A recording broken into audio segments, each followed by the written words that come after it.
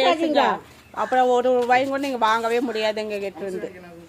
அனாவசியமா பேசுனீங்கன்னா கல்லு மாதிரி உட்காந்துருக்குன்னு சொல்றீங்க. அந்த மாதிரி தப்பு தானே சார் நீங்க சொல்றது. நாங்க உங்களுக்கு பார்த்து கேப்பா ஒத்துக்குவீங்களா நீங்க? பேசுற விதம் ஒண்ணு இருக்கு, அது மாதிரி பேசுங்க. நீங்க உங்க காசு வேணா நீங்க எப்படி வேணா பேசுங்க, தந்துருவாங்களா? செத்த போன மாதிரி பட்டு வாங்கி போங்க சரிங்கிறீங்க. அதுக்கும் உங்களுக்கு உசுர் போச்சுன்னா உங்களை விடுவாங்களா? உங்களை விடுவாங்களா உசுர் போனா? சார் உசுர் போனா உங்களை விடுவாங்களா? நீங்க சொல்லுங்க. உசுர் போனா நீங்க போட்டுக்க. உசுர் போனா உங்களை விடுவாங்களா? உசுர் போனா உங்களை விடுவாங்களா? நீங்க சொல்லுங்க. அப்படியே கல்லு மாதிரி உட்காந்துருக்கேன்னு சொன்னீங்க. நீங்க கல்லு மாதிரி உட்காந்துருக்குன்னு சொல்றீங்க. போய் சொன்னாங்க. நீங்க வந்து பாத்தீங்களா? இல்ல வீட்டுல கேமரா இருக்குதுன்னு வச்சிருக்கீங்களா? செக் பண்றீங்களா? வந்து செக் பண்ணுங்க. கேமரா வச்சிருந்தா செக் பண்ணுங்க.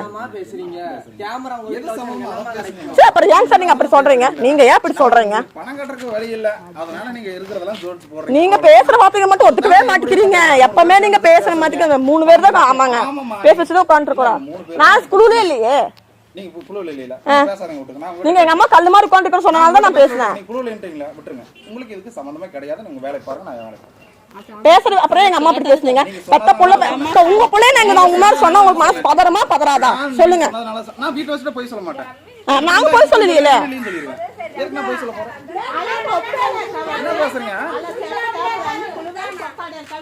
இதெல்லாம் எங்க வச்சு பணம் வாங்கல எல்லாருக்கும். அப்பெல்லாம் காதுல பஞ்சு வச்சு உட்காந்துருக்கீங்க எல்லாரும். பணம் பண்ணணும் 1000 வாட்டி போன் பண்றீங்க. இப்ப கட்டுறதுக்கெல்லாம் என்ன பிரச்சனை உங்களுக்கு? இப்ப கட்ட முடியாது.